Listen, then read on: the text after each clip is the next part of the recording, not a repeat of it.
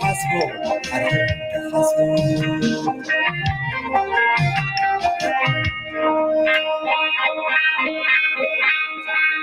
كم نقربنا بنبرق كم سمينا بدبوب قال زين تقور مقدال سيعبوب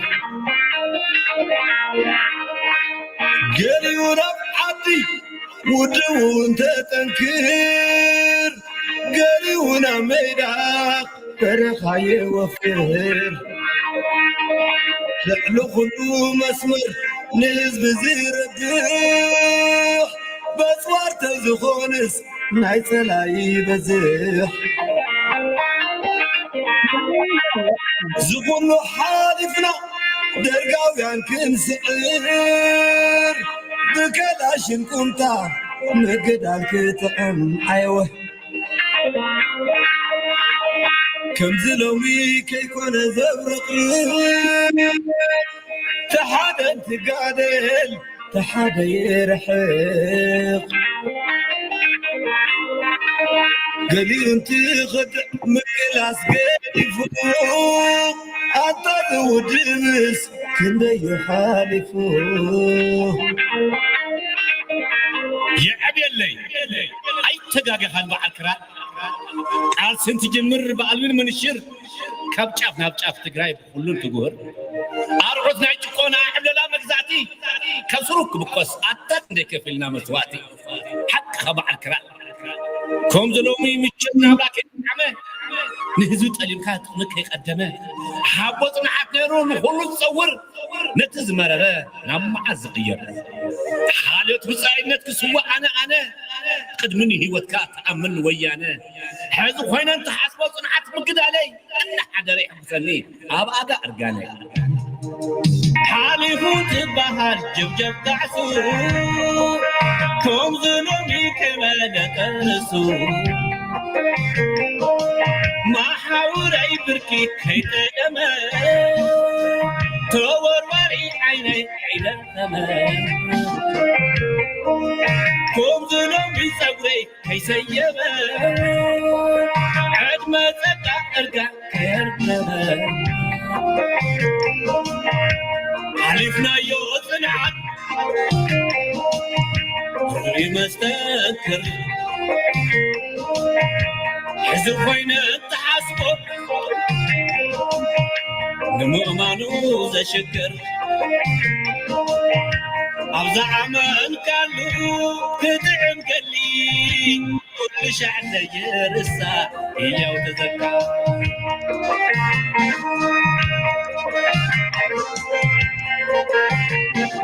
All right, we are live, guys. Okay, so I know I got my Tigray introduction going on, but I'm going to introduce you guys to my special guest tonight. I know it's even in Australia. It's late night in the West Coast here.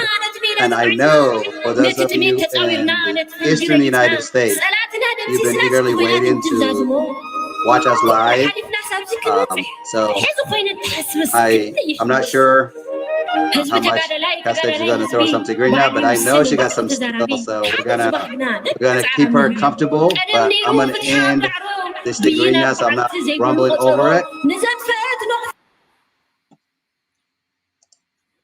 So, welcome.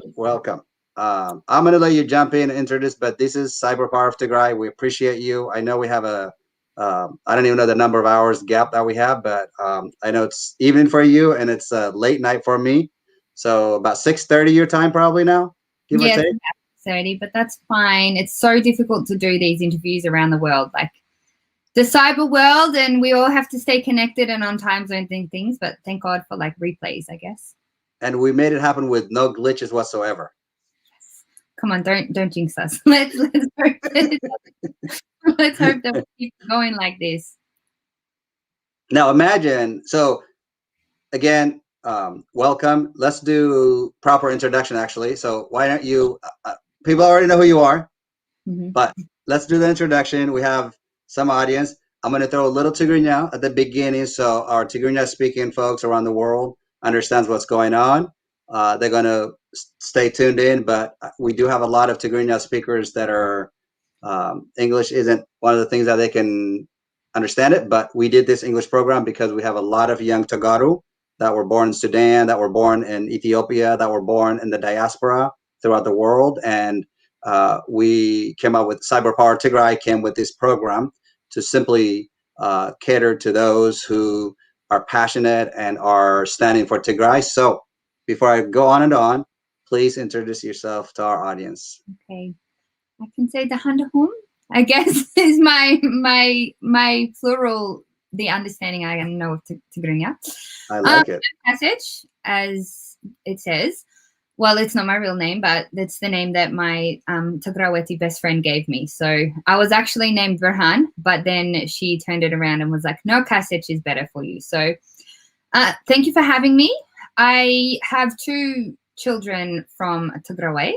So I am fighting for the Tagaro people because during my, 10 years of interaction with Tigrayan people, I've just fallen madly in love with the culture, madly in love with the people. And as a passionate humanitarian anyway, in my own right, as soon as this war against the Tigray people came, I just had to start standing up and speaking against what is happening and want to be there to show my support and solidarity to the people of Tigray. And, I can't say it enough. I can't emphasize enough the situation that I'm sure that you're in as an Australian, but the fact that you stood for Tagaru, but most importantly, for basic human rights, for justice and equality. We briefly, you and I talked, obviously, but I was born into the Derg War in Tigray. And my family's helped me to leave the country to neighboring country, Sudan, as a child. So I was a child refugee. And so the crisis that we see today in Tigray are crises that I have experienced them. I was born into them. And I am blessed to, grow up in this country, in the United States where I'm at. And although that I love America and I am proud to be American, Tigray American, however, I used to call myself Ethiopian American. So I have to put a big X on my body to no longer claim myself as Ethiopian American. I'm going to try to divert the discussion less of politics, but sometimes when I have that feeling and the rage where memories, of 30 plus years, 40 years of memory that I have, and other mother yourself and other father myself, it's devastating to see civilians, young and old, being the target over 64 people that the Abiy administration, who failed to hold an election in Ethiopia, was supposed to be law and order. You are in a democratic society in Australia. When you see something like this, politics aside, how could we as human beings not speak against that? It actually breaks my heart if you know the situation very well. I mean, I also am from a refugee family. So both my both sides of my family fled from war. So I've always been brought up with this appreciation and this understanding of how grateful it is to live in a civil society where law and order is in place, where democracy is respected, where we have our rights, where we have our rights to speak, or where we have our rights to start a business, we have our rights to vote. So for me, this war and the like reason to stand up and talk comes on so many different levels. It is a personal thing for me as well, because my family have suffered through World War II to bring them here. And then my father is also was born in Yugoslavia. So they luckily migrated prior to the war, but we were ethnic Hungarians living inside of Yugoslavia. So we were the minority group. So we suffered a lot as well. So for me, it kind of hits like my childhood, like growing up, the stories I've heard, the stories of suppression, the stories of oppression, having to flee your homes and the trauma that comes with that.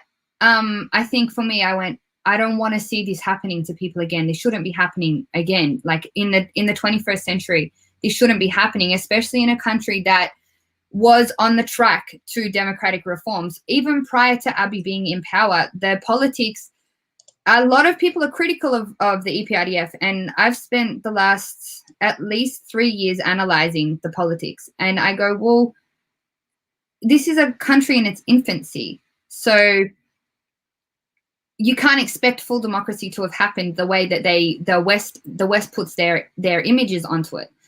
Anyway, for me, politics aside, the votes aside, killing people or starting a war on somebody else's territory against their identity is something that I feel very passionate about. Like I said, we were the ethnic minority within inside Yugoslavia, so we were treated very differently for being who we were.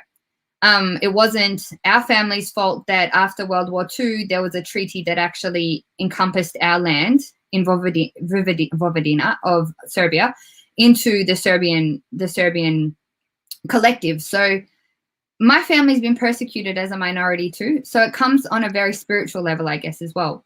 I have to fight for this because I feel like it's what happened to us, and if I don't stand up for that, it's hypocrisy, but also it's happening to my children's family, and it's happening to their right of existence and their right to claim their identity and for their right to claim that they are Tagaro Australian one day, you know. So the whole war is, if you take away the personal like feelings that I have towards it, many people understand, like, remember what happened during the Derg time. So during your childhood and the famine and everything. So it kind of shocks me that the world aren't open. Like they're not seeing that this is what happened only 30 years ago, and it's a repetition.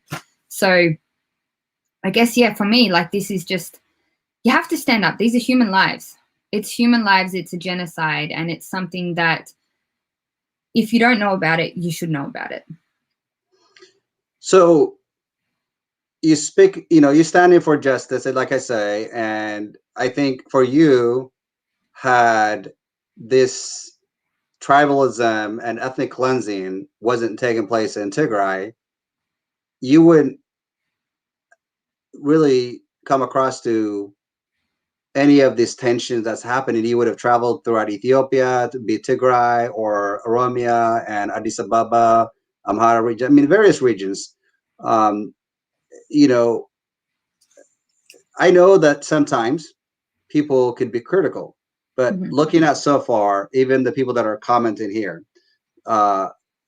they appreciate that you as an individual have taken a lot of like chances to, take on this, that some of them are calling you like a freedom fighter, like a hero. Yeah. And I know that when people, when I appreciate what people are saying about Cyber Power Tigray, about what they're saying about you. I am by all means professional, like a reporter. I took this action because same passion that you have. It is the Tigray people who are suffering, and I live in a country like you are in democracy, that we have the right to free speech. We have the right to exercise our right, and we should not be fearing our government may murder us the next day.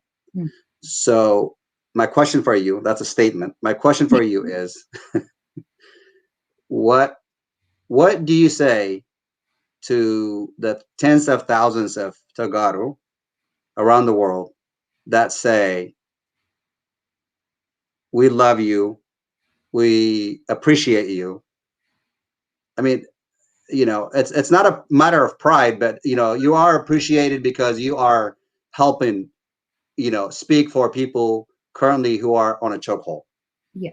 That just gets me emotional because I don't deserve it.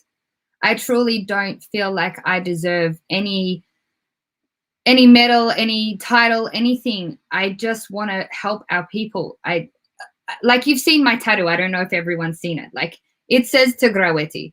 I wear, like, my watch is red and yellow. I'm here for the people. So I'm eternally grateful for the kindness and the remarks that I get. Like, it's incredibly overwhelming.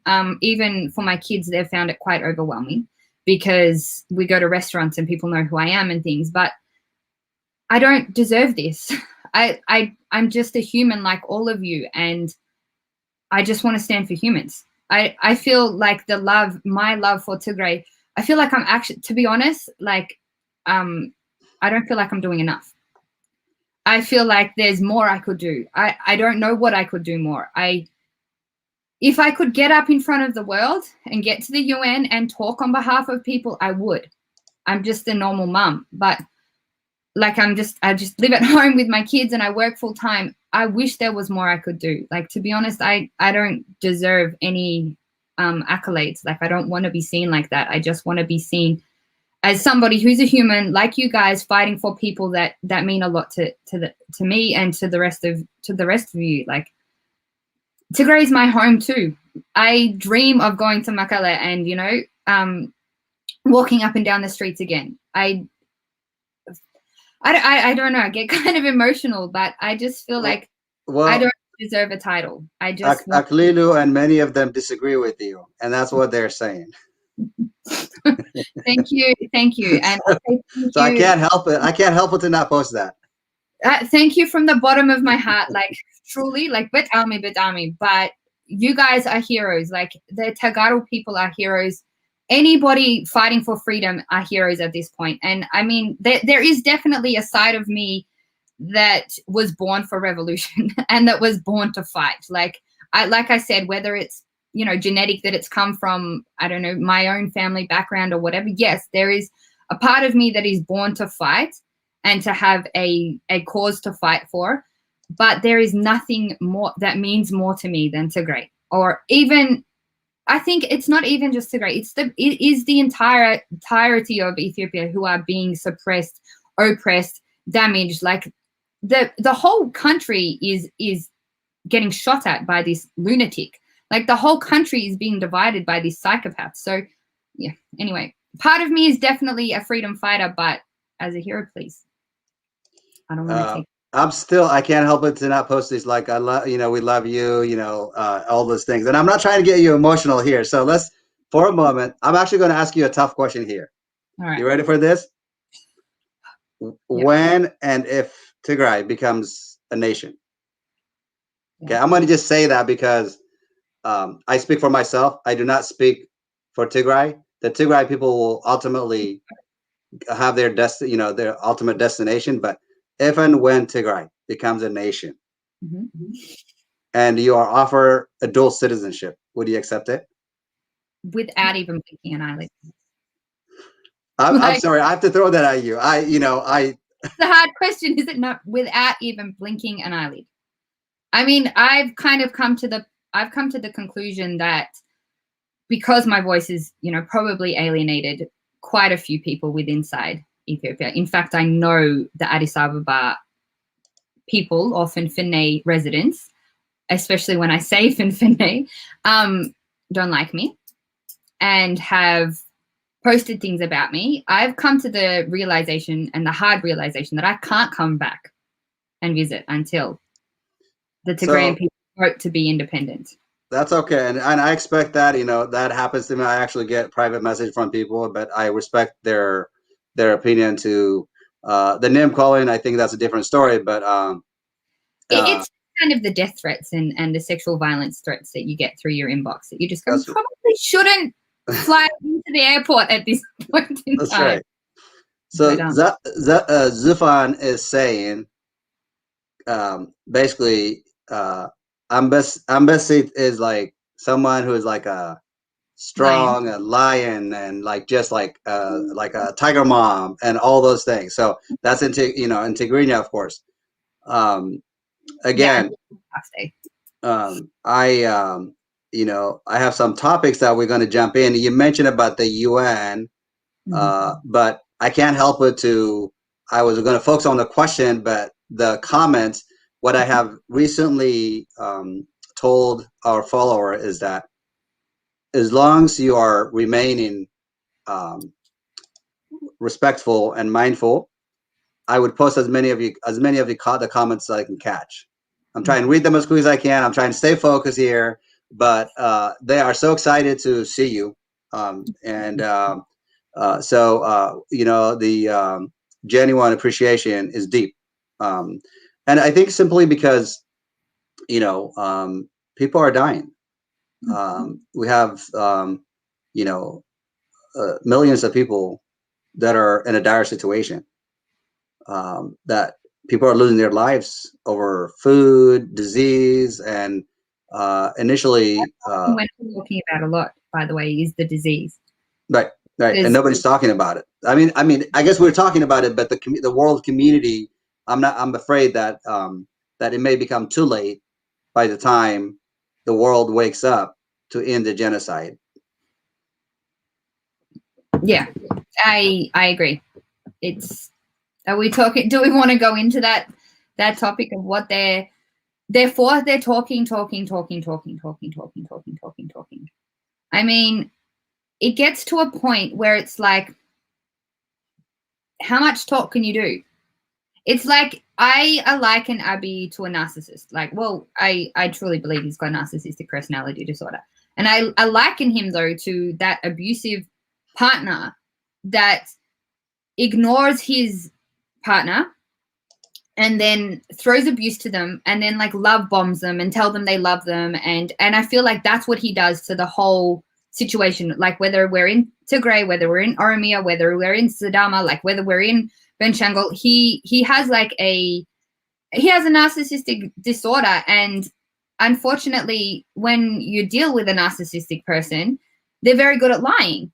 And their lyings are believable, and they actually, he has like this ability to actually truly believe what he's lying about. I don't know if you've picked it up on it, but like when he talks, he truly believes the rubbish that's coming out of his head, like, or that comes out of his mouth. So I don't know where, and unless you're versed in narcissism or you're aware of like psychological mind games, I don't know whether Abiy's just going around behind our backs in different, you know, diplomatic circles and is trying to really spin the message, or if they're really just not acting because they just don't want to act. It's confusing to me, to be honest. Like, that talk, but come on, do a little bit more. And then you just think, maybe is he twisting the story so much that they're starting to believe it? It's just confusing to me at this point. Well, like, I think, honestly, so first of all, let me say this. We have a name for him, actually. We don't use his real name. Meshrafet. Thank you. Oh, wow. You already knew where I was going with it. Put it on pause. I should have brought it in with me. I've got one. So that's what we like to call him. So Meshrafet Ahmed. So on a serious note, I think Isaias Afwerki of Eritrea really fooled him and play a game with him, that it's almost like, you know how it is being a parent, like when our kids, like, you know, drive us like a little bit wild sometimes, we'll just like give them some like sweet, like candy or whatever, and that'll just like I think when he was desperate, trying to figure out how to, like, you know, deal with, you know, the Tigray leadership, because he saw the strength of Tagaru, he just went straight to Asmara and say, hey, what do I do? And Isaias is like, you know what? Don't worry, kiddo. Here's like the candy, work on it, and then I got you back. And then he just went on a ride with that. I mean, seriously. I agree on that. I agree there's definitely some kind of sycophantic relationship between the two of them. Like, there is some very, very strange relationship between the two of them. But I don't want to give Isaias all of that credit, because Abiy himself, like you said, is Meshrafet. Like, he fans the flames himself. He truly exacerbates the issues. Like, even just, I don't know. It's hard to say, but I don't know if you saw my live the other day, but I liken the situation to a two-headed monster. We have one head is Isaias, one head is Abiy. And together, these two heads combined is what we see, is ultimate dictatorship and ultimate chaos. So I did another video the other day about, like, okay, so can I go back to like the democracy, like being how privileged we are to live in a democracy. Prior to I talk about history a lot, but the Roman Republic, like, which is the first era of democracy that the world has seen in Western democracy, they had a role in that republic called dictator. So it was an actual legitimate role. But what it meant was that during the time of chaos or war or famine or disease, somebody with a really strong voice and a really strong hold actually outplayed that role of dictator. So that dictator role was meant to be, well, okay, for example, in COVID right now, it's a virus. It doesn't respect humans, but it respects the rules that humans put in place. So a dictator was there as a short-term fix to a very acute, very bad situation. So we've got this situation though, where we've got two monsters, like a two-headed monster that both want power. I think what we're seeing is this two-headed monster is starting to fight at the moment. I want to give I want to give them both the responsibility for this war, not just Isaias. I think Abiy needs to be held 100% accountable and Isaias 100% accountable, because they both want this dictatorship role. So they're both fighting to who's going to rule the Tigray people the most. So to take that rule, that's how I see it. Right now in why I'm saying democracy, how this ties into it. Yes, Australia is a democratic situation as a society, but when the law and order needed to be put in place for COVID, our leaders were given almost absolute power, which is that dictatorship role. So Abiy and Isaias have just manipulated that dictatorship role. And the way they do that is to continue to cause chaos. So if they're causing chaos in Eritrea, they're causing chaos in Oromia, they're causing chaos in Benishangul, they're causing chaos in, the southern and the Walaitan zones. When there's chaos, that justifies in their head the way to use that dictatorship role. And that's why, for me, it's hard to just say Isaias, because I think Abiy is just as capable and culpable of that role as well. So I know it gets a bit complicated as I explain it, but neither of them want democracy at the end of the day. They just want to create chaos and control the people. And the one people that stood in their way in 2020 was the TPLF. The Tigrayan people, the Oromo people were fighting for their democracy as well. Abiy squashed that very quickly by coming in as one of them. So he created chaos within that region as one of them. And then, so that's thrown up their fight, has gone all over the place. But the last man standing in democracy was the TPLF. And you're right when you say that Abiy's what do I do, Papa? I call him Papa Isaias. And at the moment, I call him Papa Isaias and Sugar Mama Abiy. Because, the wedding situation that they had going on. So you heard about that? Of course. Who didn't hear about that? I think I've been posting about it for a while. But yeah, for me, there's equal responsibility on this monster's head. So if we look at this two-headed monster, Isaias and Abiy are both there. Whether they're making love or they are, causing chaos together, at some point there will be a fraction between them. But you're right. Abiy didn't know what to do with the TPLF. And he ran to Isaias, but I don't know. Speaking of fraction, within the Ethiopian federal troops and the Eritrean troops, a few weeks ago, there actually was a shootout. The Eritrean troops already finished looting and stealing the Tigray wealth and private and government sector. Then they were after Ethiopia's new tanks that rolled into Adigrat, and Eritrean troops have never seen anything like it. So they literally, and this is not a joke, this has been for real. So they got into an actual firefight, and so over 22 federal troops were killed, and the Eritreans have not given account how many have been killed.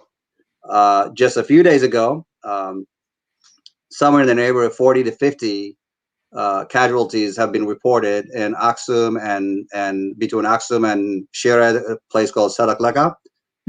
Same process. So the relationship between Ethiopian federal troops and Eritreans is not good now, because the Eritrean mercenaries, literally, I'm not kidding you, they will take your socks. They've stole so much. That's how embarrassing it is. They will literally steal socks and underwear. That's how low. Are they? Like, but that's how low they are. Mm. And so I've been saying to people like, look, you know, Eritreans in the countryside, many of them who's been on a chokehold have no idea even what's happening in Tigray. Yeah. Because they're cut off from the world. So when I say Eritreans, I'm very specifically talking about Eritrean mercenaries, the military. I call them Hegdef Mafia. You know it better than I do. Well, yeah, that's good. This is the thing that I think when you're fighting for peace, which is essentially what I want to see, sometimes you've got to take advantage of the fractures and make them wider so that the peace can pop its way through. So if the devil's coming through the cracks of the earth, you know, how do you get God into that crack of the earth? You kind of need to make it a bit louder, wider, so that the peace can flow through. I know it's like a weird analogy, but it's good to see if they're having fights. And like I said, this is a two-headed monster. I forgot to mention this is what I said in my live the other day. It's a two-headed monster, but it's also got multiple arms. So you've got Isaias and Abiy. They're the two heads, but the arms are the Hegdef Mafia. The arms are the Prosperity Party cult, I call them. So that's the political arm. You've got the Ethiopian National Defense Force. You've got the Fano militia. So they're all trying to support their own agendas, and they all believe that they're the heads of this game. But really, for me, the heads of the game are Abiy, and he's got a few backing people that we don't pay attention to. But there are people that put him there, even from his own party, that I'm sure he's still like talking to. And then you've got Isaias and whoever his little supporters and backers are. And then the arms of it. And so if the two arms start fighting, that's kind of good because the body of the monster will start to hopefully rip. And then that's when we can start seeing traction. But until either of them is removed from power, yes, I'll have these kind of internal fights, but the two heads essentially are in love with each other, so they will try and make peace. It's like we're using kids again, yeah?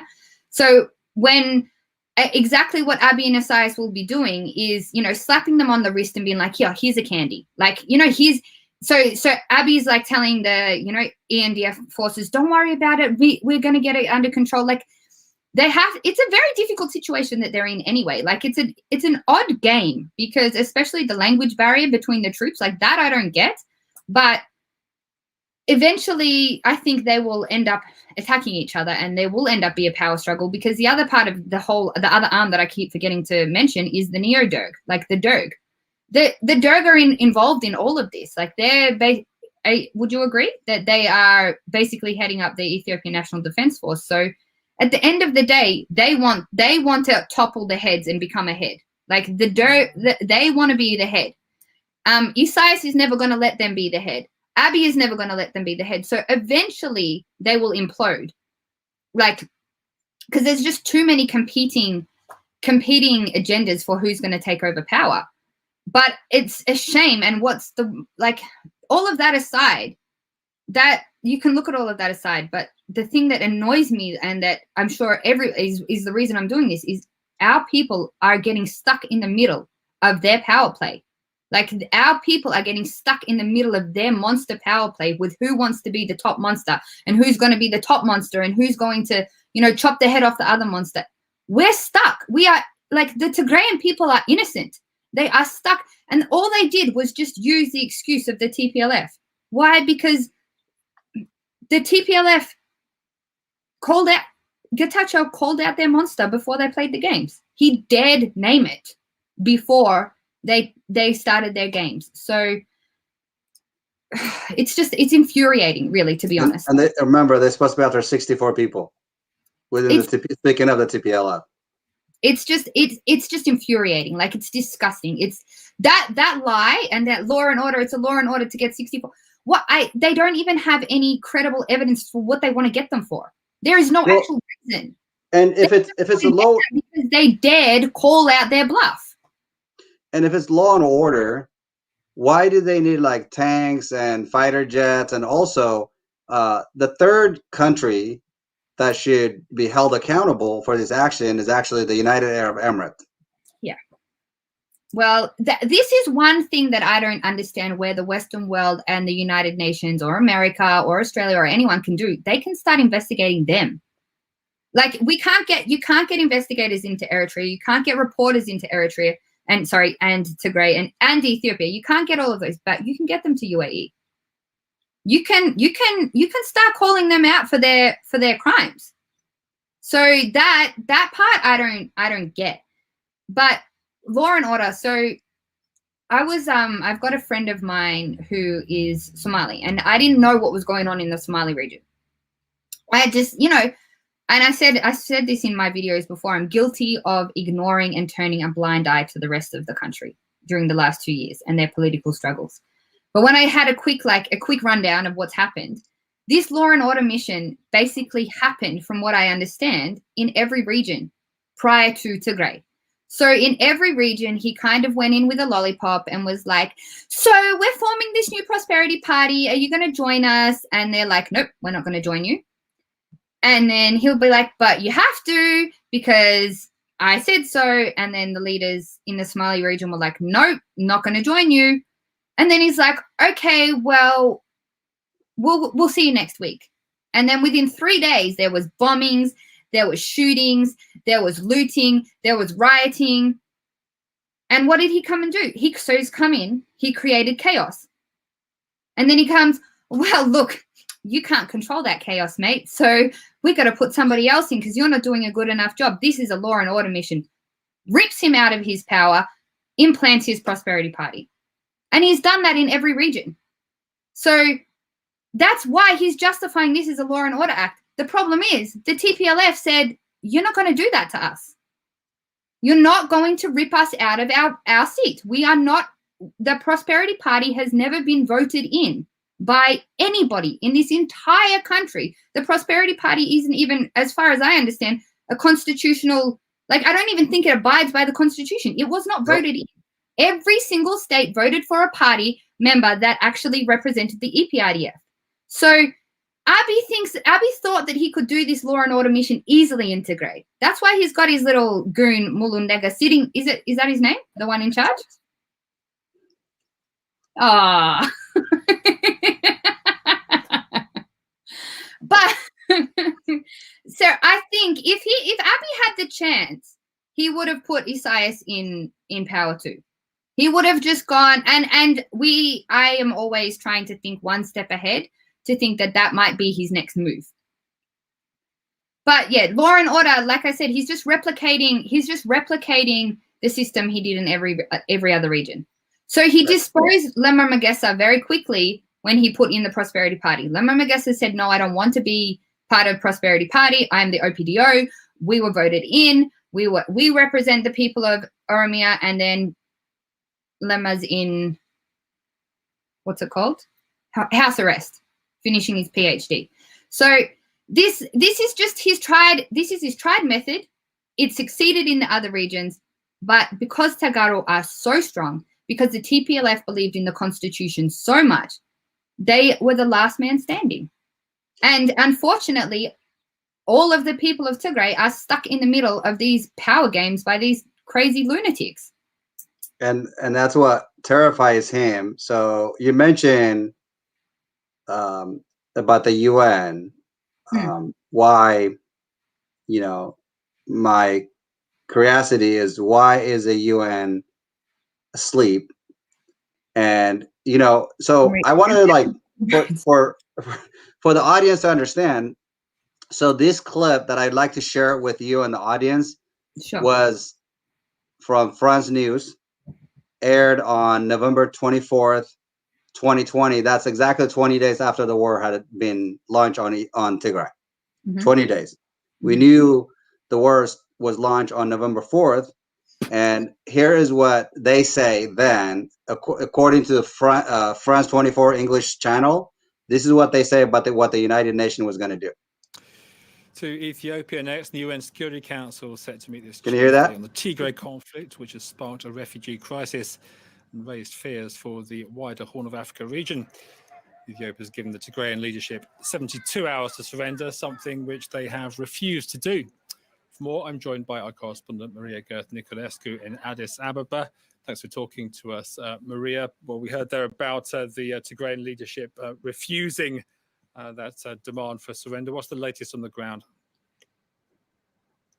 Well, further forces are now advancing towards the regional capital of Tigray, Mekele, in an attempt to surround the city with tanks and launch a final attack unless Tigrayan forces surrender by Wednesday. The leader of the TPLF, the Tigray People's Liberation Front, said that government...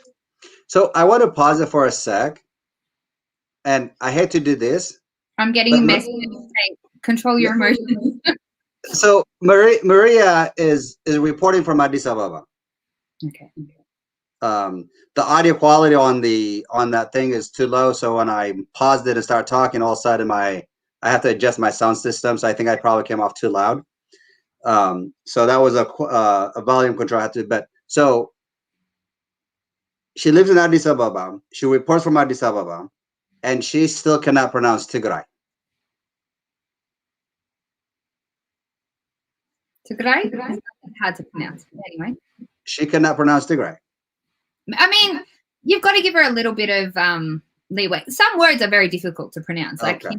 We got to give her a little bit, but if she's, just it is. If you've heard it enough, you should be able to pronounce Tigray. Like, even if you can't pronounce it, but Tigray, like Tigray.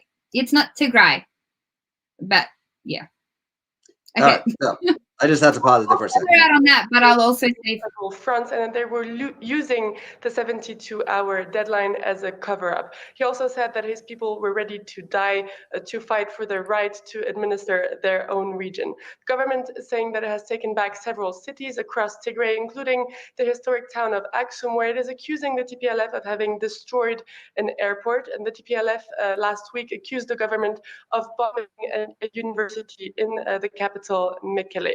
Human rights organizations are now expressing their concerns about the government's intention to target Mekele, saying that targeting civilian populations would be contrary to international law. The UN's High Commissioner for Human Rights, Michelle Bachelet, also urged all parties to the conflict to spare and protect the civilian populations.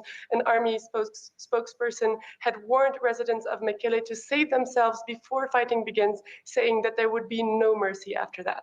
Okay, so no mercy, and warn the people in Mekele, shut off the electricity, shut off running water, have no ways and means of communicating via the news, anything. Internet is shut down, and they gave 72-hour warning saying to 500,000 people in Mekele that if you don't shelter yourself, that we're going to massacre you. For me, I had to stop the clip there because, you know, there's a lot of things that have happened since. So fast forward today. Mm-hmm. The United Nations, this is what came up. And they're talking that genocide on situation. So the header is a statement by the special advisor on the prevention of genocide on the situation in Ethiopia, February 2021. It's dated today's date. Yesterday for you, it's still the 5th for me today, obviously. My point here is that they're talking how, you know, 3 months later, since the war has been launched on Tigray, the United Nations has done nothing. Even in the statement here, it is so vague.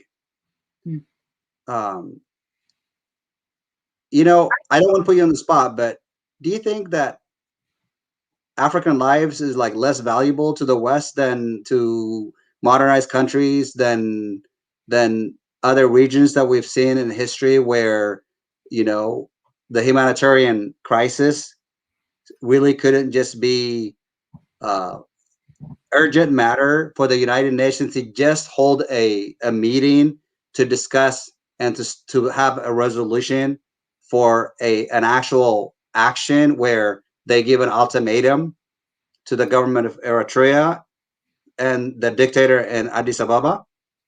I think that statement question comes with another one. And it was funny that somebody actually popped it up while we were talking. I'll counteract it, and I will not say yes or no. I don't believe that the United Nations does a lot for any humanitarian crisis. The Rohingyans are still being murdered in thousands.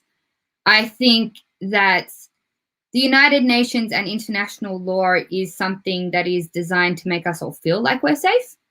And it's a cushioning of peace. We all think that they can do something. I'm not an international lawyer, but I don't believe they can do a lot. But there is one body of people who should be pushing extremely hard about all of this, and it's the African Union themselves. What are they doing? The African Union went in, had a quick little chat with Abiy, and then walked out. The United Nations are the same. They're both accountable. They both called for dialogue. They both called for a peace treaty. They both called for ceasefire. Abiy ignored it, and then they've just shut their mouths for 3 months. My counteraction to that is that the African Union is doing absolutely nothing. We have seen one leader speak out against it, the Rwandan leader, who has just recently, I guess his people have just recently survived from a genocide, the Tutsi people. So my answer to that is very difficult. Like I'm not versed well enough in international law and what the people are able to do, the United Nations, but I would respond to what is the African Union doing? Are you there?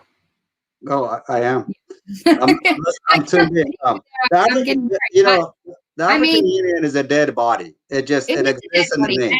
It's a sleeping. I think. I just feel like myself didn't know much about the European Union, didn't know much about the the European Union, the EU, and the UN. There's a lot more I need to learn about it, and the African Union. And what they are able to actually action and what they aren't able to actually action. I know they can threaten to remove funds, which they've done. They can threaten to they can tell him, but as far as how much actual action they can do, I can't answer that. And because I look around the world and I'm like, I don't really see them doing a whole lot of things anywhere else where there's, like Yemen, for example. The people of Yemen have been starving for 2 years.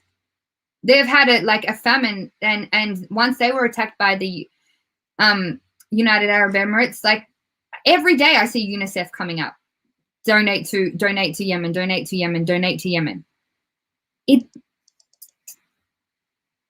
I just feel like it's a cover-up. It's a nice, cozy pillow to make us all feel like that there is some law and order in the world and that every single government has to abide by it. But at the end of the day, if that leader doesn't abide by it, they have the constitutional rights within their own country. That's how I understand it anyway. I mean, I'm not, like I said, I'm not a professional, but I wouldn't say that they're just doing it because, African lives don't matter. Ethiopia has been part of Europe longer than,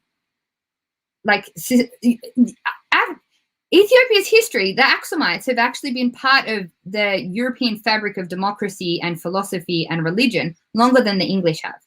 So the English were running around like pagans, chopping people's heads off and they had no formal living arrangements and structures. Whereas the Ethiopian people or the Axumite people were integrating and trading and part of ancient civilizations. So, and I don't know. It's hard for me. I don't want to sound like I'm defending them. Because I'm not.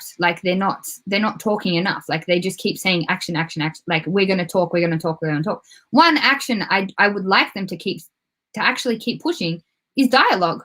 Can we please sit down with you and have a discussion? Can we get all of the parties? Can we raise the white flag for a little bit and actually talk?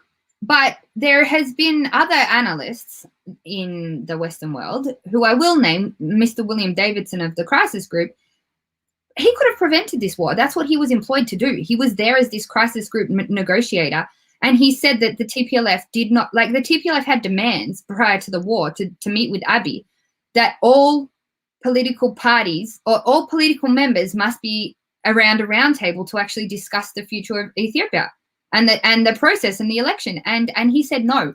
So there are people like that live in their comfortable locations within inside Addis Ababa that are there to prevent this kind of thing, and they're not doing anything. They're the ones that I get really grumpy at. But yeah, the actions, and if you want to like talk back to when they did interfere, like during Yugoslavia, for example, when Yugoslavia was disintegrating, it was at the time of the Berlin Wall falling down. It was the era of communism. Like the West really, really had a fear of communism coming in, especially America, because communism would have counteracted their capitalism. So they acted very, very, very severely because Russia was their main enemy. So, and once Russia started to get weaker, they were like, well, this is our opportunity to completely take down communism. So I think when we look at what they've done in history, we actually have to look at the geopolitics of what was going on in the world at that time. Even the Derg War is during that communist era. So it was in their interests to remove Mengistu and have Mengistu removed because he was following the same leadership styles as these communist dictators. So I think the era has changed, and the way that the West deal with politics and the way the West deal with every other country has changed from that time. But as I just feel like they're useless anyway. And the African Union is more useless than all of it, because they're there. They're able to come fly into Addis Ababa every single day and talk to Abiy. But they don't. They don't say anything. Sorry, I've taken it off a bit of it. That's okay. No. I'm just thinking what I don't understand from the Ethiopian communities around the world and at home is if they hate us so much, meaning like I'm one of the Tagaru. I start saying a civil and peaceful divorce is warranted. I agree. And there has been the Czechoslovakia just after the Yugoslavia war. So Czechoslovakia was a combination of two states as well. So basically the Czech president and the Slovak president met up one day, and I can't remember, it's called it's the bloodless divorce, basically, it's called. And they met up and they just said, do you want to be part of us? No. Do you want to be part of us? No. Where's our border? Here's our border. Let's separate. One day. Even though there was no constitution, I don't think they even actually had a proper referendum. It was basically, do we just want to end this? And they were real people. They care about their people, and let's not. I mean, politics are dirty, right? There was I've got to think of the map. The Croatian people and I think the Slovak people, they wanted to do a very peaceful separation.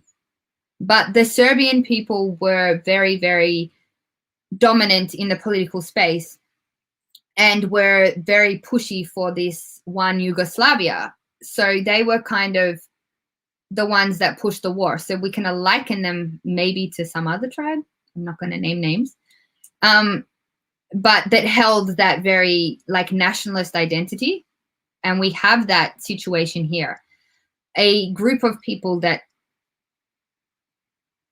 want to fight for their own identity, which is fine. I actually believe in every country and ethnicity having their own ethnic boundaries and their own judicial systems. And, I kind of laugh and I go, well, everyone labeled the OLF as terrorists for so many years, but maybe they were right. Maybe this whole independent Oromia thing was meant to happen, and this whole independent Tigray thing was actually what was gonna work. But I think Ethiopia had to go through its experiment of unity. But we have one group who does not want to let go of that dream. And that one group is one of the arms of those many that monster that we said. So, and you've got the two heads that don't want to lose it because that means less power for them. That means less corruption for them. That means less money for them. That means their own identity is fractured. So why they jump up and down, I just think it's their own personal interests. And as well, like, don't forget, they've got nearly 3 decades under their belt of complete propaganda against the TPLF. So as much as they want to say, oh, it's just the TPLF, it's just the TPLF we're after. We're not after the Tigrayan people.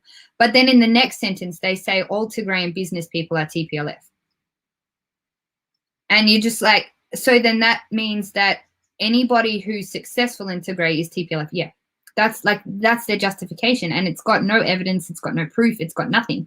But I think that's why they continue to jump up and down. And it's completely justified that you want to say yourself, and every single other Tagaro out there wants to say, I'm not Ethiopian anymore. I mean, even my own children. I don't. Oh, I changed my Facebook. I put on there, I'm Oyana to PLF. I say to my kids, you know, it's so cute, my little daughter, right? I said, oh, we're going to eat Ethiopian food. And she's like, you said we're not Ethiopian anymore. Why are we eating Ethiopian food? I was like, but we're going to a Tigrayan-owned restaurant. So we're eating Tigray food? But it's the same as Ethiopian food. But, like, I just don't want them associating with that anymore. Like, so my youngest daughter, who's been in the protests I've been attending here in Oregon, Western United States, her teacher reached out to me asking me if it was okay for my daughter to present her experience to the classroom. Yeah. Is there Ethiopians in the classroom? No, my daughter knows exactly what's happening because she's out protesting with me. I mean, she was out, Black Lives Matter protesting throughout last year. And then when Tigray genocide started, she, I shifted gear and she's like, so she knows. I mean, she literally even, just like recently she said, hey, Dad, now that evil man, Ahmed, is killing like children in Tigray, can you show me how to play Tigrinya music so I don't want it, like, it's like on literally on TV, like she streams like on TV and plays music. And so she wanted to like pull some Tigrinya music to dance to. So, but she didn't know how to spell Tigrinya because she wanted she wanted to pull it up. Tigrinya? That's what I want to ask you. What's that? Are you teaching her? I'm going to admit that no, I mean, I'm not doing a good job. So she knows basic stuff, but anyway, so, it's just, it's pretty, it's sad that as much as that we want to teach our children, for Tagaro, we were never, taught to hate people, to discriminate against like, ethnics and whatnot. In fact, the Tigray, the Tagaro culture is that we respect other people before we respect our own, which actually now is bothering me, to be honest with you. Done a video on that too. So I'm so sick and tired of, so when people see me coming out and like just saying like we need to know our enemies, when we how in the English language, like they say, we shouldn't be eye for an eye. Well, I'm saying 2 eye for 1, 2 leg for 1. Not to you, but I'm just saying to my Tagaro people, I am like, I think in gear needs to take place. Like, definitely. I don't want. I'm not it's not a revenge thing. Okay, so that theory of an eye for an eye is a revenge thing, right? Sure. You don't want to have to. I'm not never going to be saying you have to. Like, it's not revenge because then we're no better than them. Like, that's what they're trying to do. They're justifying all of this for revenge because they lost the Derg. Like the Derg war lost. Like they lost against the TPLF. They're just trying to seek revenge. Isaias is trying to seek revenge because of Badami. And there's a difference in revenge and calling them out for the actual atrocious things they do. And this is something is very commendable and I love about Tagaro people. They don't air their own laundry. Like, they don't air their dirty laundry. It's just like, okay, we're going to deal with it at home. Let's just ignore them. Don't worry about it. But the thing that I want to tell people, and I think this is maybe where we're getting at the same thing, they don't go away. Like, you can't just bury your head in the sand, because the enemy is not going to go away. He's going to just keep popping his head up every single time. So a shift in culture where you call out their bluff, like you do. Why does everybody love Getachew Reda? Why do they love him? Because he's out of the box. He's calling it as it is. It's something that's refreshing, because that's not part of the culture. And that's a great thing when you're the, enemy of that culture, because you can just get away with it forever. So, and I'm with you, like, there has to be a time that it's like, we're not going to seek revenge, but listen, if you come and like I spoke, okay, because I'm a Christian too. And so, and I've obviously been brought up in that don't take an eye for an eye kind of life. But I asked my priest, like, when this started, I was actually with him the day it started, yeah? And I said to him, what does God say about defending yourselves? Like, and war? Because there's been war. Like, the Bible is full of war. The Bible is full of, like, especially the First Testament, it's full of, like, revenge attacks against the people. He says that you're able to defend yourselves. You should defend yourself. So if somebody comes into your home and attacks you or talks bad about you, you should defend yourselves. Like, you have the right. Every single person in God's name even has the right to defend yourselves. And I think ignoring the 27 years of crap that they've done all over media has been a very hard lesson that the Tigrayan people have to learn. Like, next time they say next time they say bad things about Tigrayan people, defend yourselves. Don't just expect that they're going to disappear and their lives will just disintegrate into nothingness. They don't. Look what happens, because they pass their lives. There's literally little children saying, down Wayani, down Wayani, down Wayani, hate TPLF, we hate TPLF, hope TPLF dies. Like, little children that don't even know what Wayani or TPLF are. They've got no idea. But we never counteracted it. Like, and I said this from the beginning when I started being, like, part of the Tigrayan community. Hang on, why aren't you guys saying crap about this? Why are you just ignoring it? Oh, no.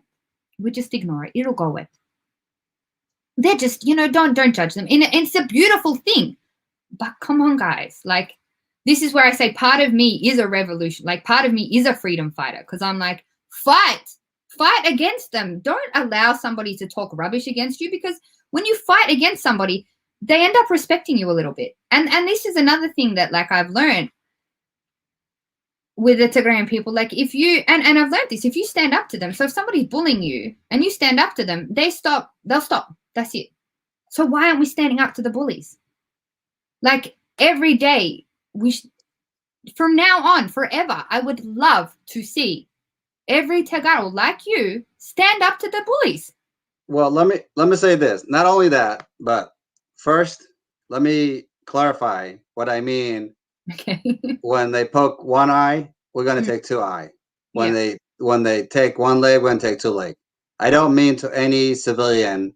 No. In Amhara and the Eritrean, but when it comes to militarily, the only way, this place called Tigray, that's printed in my beanie, I travel throughout, which I'm going to New York this coming week. That's how I'm going to travel. And, and I'm telling every Tagaro, like, be mindful, be respectful, but at the same time, just what you're saying. If someone, wants to come and disrespect me, I know how to defend myself. I know how to speak for myself. However, those who terrorize my people, who destroy my communities, the only answer to what they did is that Tagaro must stand together, which we are standing together. We must not allow an outsider come and divide us, because we know how to fight.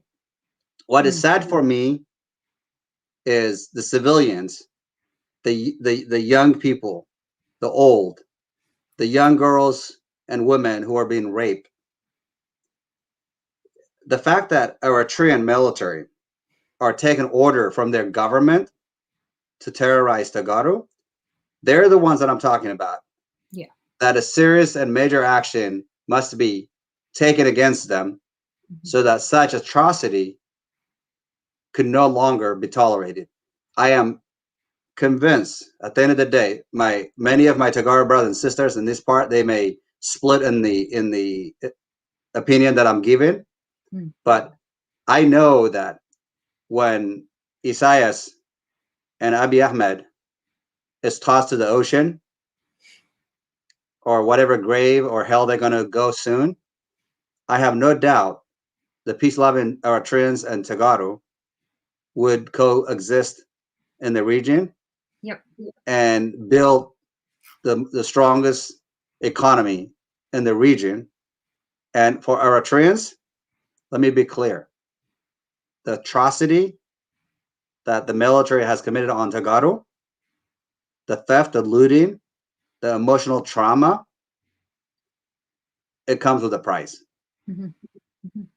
That's not a threat, but I want to just like lay out the fact that what Eritreans are doing in Tigray and what they've been doing so far, it has an extremely, extremely expensive price. And I think the diaspora Eritreans who are cozying up and still paying their percentage of salaries to a dictator, I urge them to rethink. And now is the time to act, because when things are better, because already, so let me just sum it up this way so I can give an opportunity. Militarily, they realized that they were going to go in a few days or a week, whatever. They were just going to get rid of like the Tigray leadership, and they were just going to loot Tigray, and then things were going to be normal because you're going to keep it sealed from the world, which now they're realizing how in the world, I mean, I would say what I want to say, but I'm going to stay professional. So instead of saying how in the blah, blah, I'm going to say how in the world do we get out of this mess? Because now Eritrea just deployed every person that can walk even on a cane to go fight in Tigray. Just think about it. 180,000 Ethiopian soldiers have been removed from Ethiopian payroll in January alone. 180,000. I mean, you know what's this is, we can tie this back to when the international community can act. I don't know if you're aware, but even last year they caught one of Hitler's men. Even last year they trialed one of the World War II finished in 1945. So we're talking 60, 70, 80s? Yeah, a long time. This is where the international community works, especially if we get good legal action and representation. I wouldn't put it past, and I would urge our Tagaru who are putting together these cases, those Eritrean and Ethiopian diaspora who are sending money to Ethiopia and to Eritrea right now are accessories to murder. In my eyes, not that I'm a lawyer, but in my eyes, they're aiding and abetting a war. They should be culpable and they should pay the price for what they are doing. They are literally supporting a genocide with their finances. They are financing a genocide. And to go back to what you said, I am with you, and I cop a lot of rubbish. I cop. Can you write that down? Can we write that down? And I have. So this person had a question, but saying, what is a Tagara message to other Ethiopians during this conflict? Anything you'd like to say to us? What I'm saying right now, you Ethiopian and Eritrean diaspora who are sending money to the war zone are aiding and abetting in genocide. Your names should be recorded. I screenshot every single one of you that sends me a hateful message. I screenshot every single one of you that I block so that your names are reported and written down somewhere. So one day you will be held accountable for the accessory to murder because you have funded it. Now back to, like you said, I get a lot of slack all the time for pushing Eritrea. And I get a lot of slack for pushing Tigray. But I think forward, just like you said, once this is over and these two dictators are into the sea or out of power, or in my prayer, have to rot in The Hague, and have, like, my actual prayer for them would be that they were in a jail cell and that every single day from 9 o'clock in the morning till 5 o'clock at night, they are played the videos of all the victims that they've lost. Like, that's my dream and their punishment, because it would go on forever. There's millions. There is millions and millions and millions. We need to look at, like you said, how many did you say have been deployed into 180,000? No. So into Tigray, initially they had little over 500,000 troops were deployed to Tigray. Yeah. And in that's the last combined Eritreans, Ethiopians. So Ethiopian troops alone in the month of January, Ethiopia removed 180,000 from the payroll, which means the known dead that was listed on Ethiopia's payroll in the military, 180,000 were crossed off. That's public record. That's not an information I'm speculating. That's just. Well, I think we need to be very careful as well, because there is 112 million. It's not hard for him to replenish that number, and Abiy is recruiting down south. I don't know if you're aware of it, but he is going down south and recruiting a lot of people. So my other message to the Ethiopians out there is, your children aren't safe, because he is, especially your Amhara children are not safe in the rest of the country, because he is pulling them in. He is putting them in the military, untrained, they have no ability to actually fight. They don't know what they're doing. He is sending them straight to a war zone. So really, when you're aiding and abetting in the war against Tigray, you are aiding and abetting the death of all those innocent Amhara children that did not need to go to war for this psychopathic murderer. That's another message I would say to them. You are actually allowing, you say you stand for the people of Amhara, yet you jumped up and down when your Fano militia, who are not trained soldiers, are not strategic soldiers, were sent across the line like cannon fodder and absolutely destroyed. Do you care about Amhara lives? Really, truly, do you care about them? Because I don't think any Amhara nationalist cares about one Amhara life in that state. That's something else I would say. And so somebody just messages, I did not hear about this, so this is not from me, but someone is correcting me that the actual number now actually is updated to 230,000. So regardless of the number, and you're right, 110 million plus people in Ethiopia. But the point here is Eritreans is their population. I've been checking it out. The last time there was like a national census or some kind of estimate was, I think, 2011, and they were sitting at only nearly 3 million people. Well, and half of that has already left the country. Half of it's left the country, and the majority left are at the age group where they cannot reproduce anymore. So who are they fighting for? Who are the Higdef mafia in America, especially? Who are you fighting for? And what country are you fighting for? And who are you paying your taxes to? So you can go and visit. So what do you go to visit? The buildings that Italy built for you? Like, what are you doing? Where is any of the logic in who you're fighting for? Because the people don't live there anymore, or they're dead. Who are you fighting for? And he's blaming it on Tagaro, saying, "Oh, the reason Eritrea never, boomed its economy is because Tagaro just put a wall, like the Berlin Wall, and blocked everything from the world. Even though he had the ocean right there, he could have negotiated businesses with Ethiopia, with Djibouti, with Sudan, and various countries. But hey, it's like Isaias is an economist. He sucks at economy and he sucks at business. So the reason Eritrea failed is because of Isaias. That's it. If Isaias really wanted to get the sanctions removed that the United Nations put on him, so he couldn't, there was some trade sanctions and stuff, yeah? He could have done something about it. Look what happened. Sudan military coup happens. New leadership gets put on. Within a year, the sanctions are lifted. What did Isaias do? He did nothing. How is that the TPLF's fault?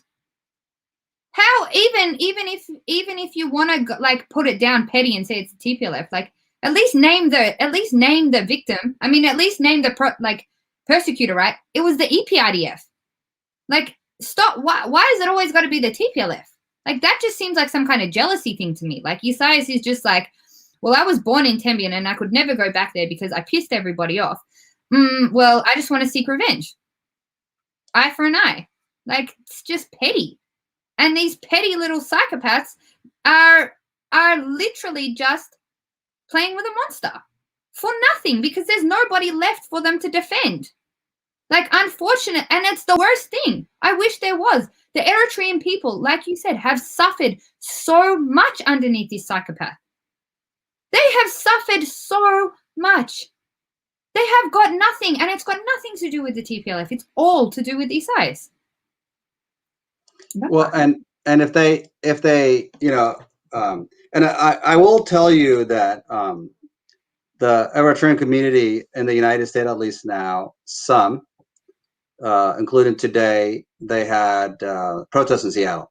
Yeah, there was one in Switzerland too. Yeah, and so they are coming out, and we have, you know, I'm going to have this this guy out of California who's going to come in the show, hopefully, has been supporting the Tigray community simply because, you know, he believes in justice and he believes that there's so much in our marriages, and just like, you know, we speak the same language and whatnot, and there's you know, Captain Eritrea, who I bring to the show, like, you know, we talked, even I that, you know, he wants to have you over. And there's a very another young man that I really enjoy. I was going to join him actually like the other day on Facebook, but we couldn't figure out how to get into the line. But Sirak, you know, he's Eritrean American, you know, grew up in this country. I'm gonna, you know, he's promised me to come back and play like Charar. It's like one of those instrumental, basically. He's a musician. Yeah. So I will bring him back, and so he promised it. But what I appreciate about him was, you know, he spent, you know, and I know my Tagalog, like, brothers and sisters, that I get you guys. You know, give me 1 second, actually. Tagalog hawata yirdaniyu zawa Eritrean harha negara harko harha negara tnaledugo yirdaniyu abzigen gash haftanam tiyaznehu nrado ዘለና ti shigrat Eritrean lama salama selfi ab Seattle ዝወፁ ዝመጽእ ዘሎ ሰሙን እውን ኣብ ደንቨር ኮሎራዶ ዝወጽእ ኣለዉ የምና ኤርትራውያን ጥያት ኮይኖም ንተጋሩ ዘኽብሩ ንተጋሩ ዝፈትዉ ምስ ተጋሩ ብሓደ ትክክል ኣይኮነሎም ዝኣምኑ ስለ ዘለዉ ንስቲ ኢና ንራዳእ ዘለና ይቅርታ መስሊ በእንግሊዝኛ ንገብሮ ዘለና ቋንቋና እንግሊዝኛ ብሮድካስቲንግ ዝገብሮ ነቶም ትግርኛ ዘይኽእሉ ንኽርድኦም ኢልናና ክብረት ያበለይ መብዛሕትኩም ያው ትግርኛ እንግሊዝኛ ክብድ ናበርን ተዛሪብና ይቅርታ ግበሩለይ. So sorry, I have to shift for a sec to make sure that I express to them, because I feel their pain. I understand that. Oh no, I really do too. I don't push the union to be straight away. Like, I just feel like, as you said, there are a lot of innocent people that have suffered, and their military are the ones who are doing this to the people. And I get it. Like, I get it. Like, you can't even express the pain of knowing that that was your sister that was attacked like that. And you're going to, of course, take your anger out. But this is what is like, it becomes that fine balancing act, yeah, when you, like, when we say eye for an eye and whatever, because you don't want to take it too far, because if you take it too far, you become like them. But you do have to express yourself, and it gets to the point where you've got to express yourself, but try to express yourself with the right people, the military. Yeah, like, so this is what I've been. They're telling me. They're like, "Oh, you've been too nice to Eritreans." I get it. You know, I'm not generalizing Eritreans. I do want to see. Even generalizations. I mean, if I believed in generalizations, there'd be a lot of things I wouldn't do in this life. And I actually probably, if I believed in generalizations, I'll be real with you, I wouldn't be doing this, because I got treated I've been treated worse in my life by Tigray than I have by anyone else. So if I believed in generalizations and I said that I wanted, you know, I'm going to call all Tagaro bad because one Tigray treated me bad, I wouldn't be doing this. So I just don't, like, that's me as a person. Yeah, and so that's to my point to my my Tagaro brothers and sisters. So I know that we are united. And I have never seen a community, and like Eritreans that I talk off record, they're telling me like the same thing. They say many of them that I talk to, we wish that Eritreans could be united like you guys. They are happily jealous how well we are networking, how well we are communicating. Yeah. So when I bring like Eritrean guests to the show, is that, I want the world to know that, that we should not have to feel that we could not coexist, we could not work together. Yes, there's a hefty price to be paid to Tigray by Eritrea for what have taken place in Tigray. But at the same time, the Eritrean diaspora who are coming out speaking against this genocide, Sirak was the example that I used. Sirak was on with Captain Eritrea on Facebook just a few days ago, and he was talking how like under Medles, how Ethiopia's economy had boomed and how much democracy was brought to Ethiopia, and yet Eritrea in the meantime was losing like thousands, if not hundreds of thousands of its own citizens, especially young men and young women leaving Eritrea because the moment they supposedly turn 18, they have to go on a military service. It's an automatic thing. And and they go, they turn into slaves in their own country by their own government. So, and as you know, and the world knows, around 100,000 refugees in Tigray, Eritrean descent, have been suffering from this. So the suffering isn't just, in Tigray. They're not just there. Look at, okay, why did they want to stop the boats in Europe? Because how many Eritreans were crossing and dying on that crossing? Thousands, hundreds and hundreds of thousands. They wanted to stop the majority of the refugees into Europe over that crossing from Libya. Right. Eritreans. Like you said, the ones, okay, and then they're the lucky ones that get to Libya. We forget about the ones that were kidnapped. I don't know how much you guys know about, like, a lot of them that get kidnapped on the way. So I had a friend of mine, a very close friend of mine, and I don't know if we're still friends because we haven't spoken really since this. Right. But when he shared his story to me, that's what made me go, I am like, have the utmost respect for people of any race, nationality, religion, whatever. He was captured by the Bedouins. He was kidnapped. He was lucky that his father was a Hugdef and had enough money to save his life.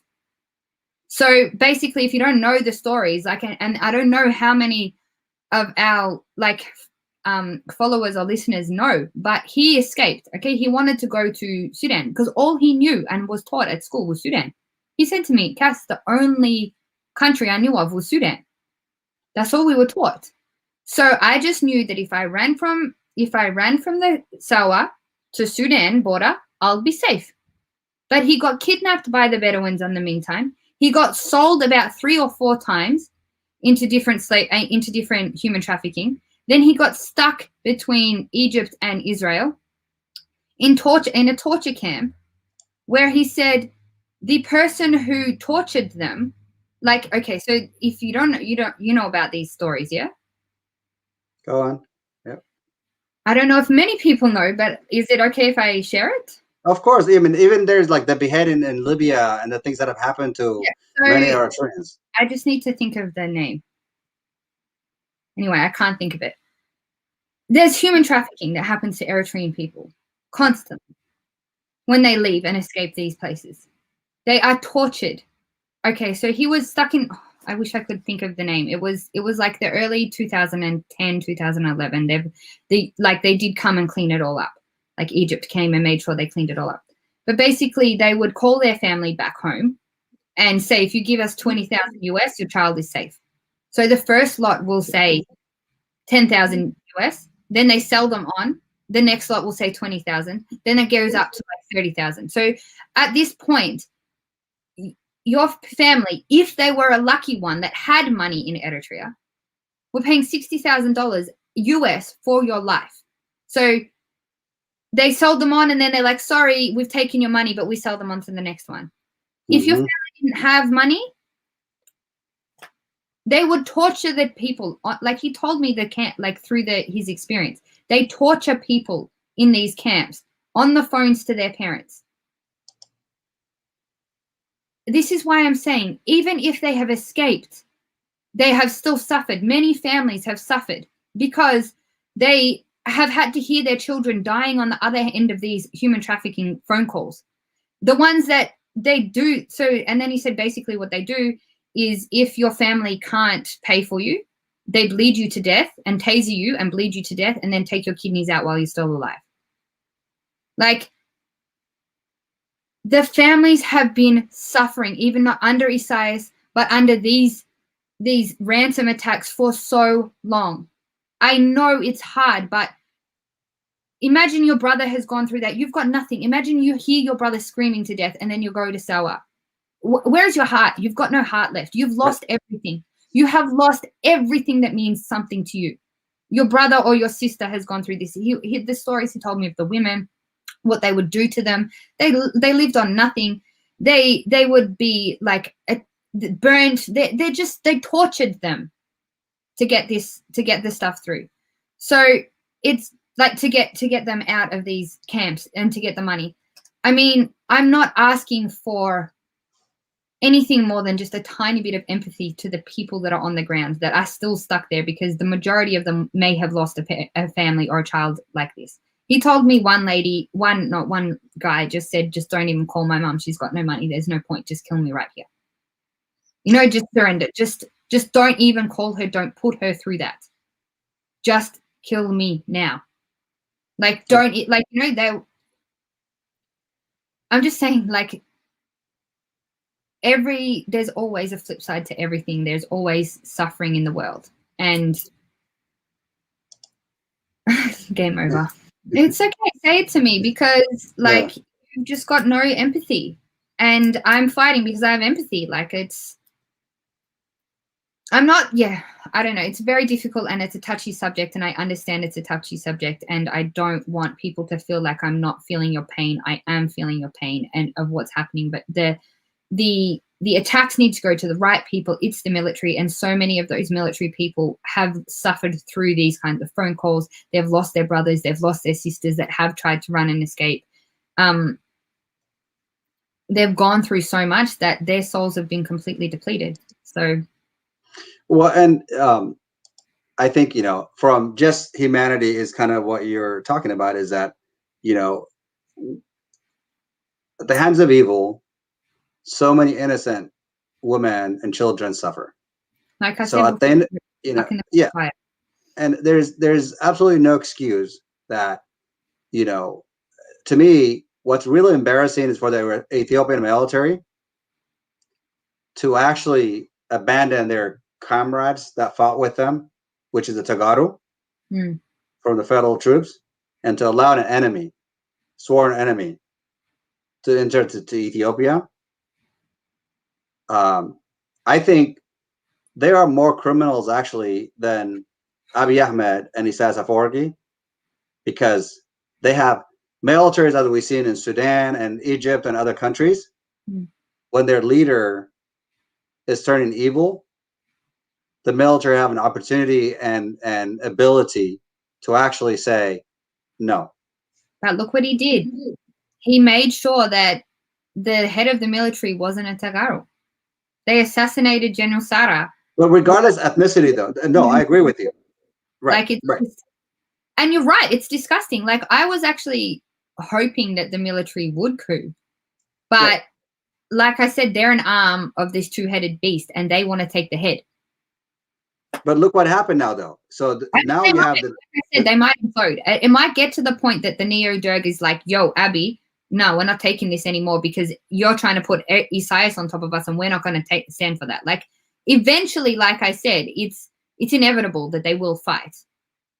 And there will be some kind of fracture that will I don't think he's that magic that he can knit together the pieces as well as he did.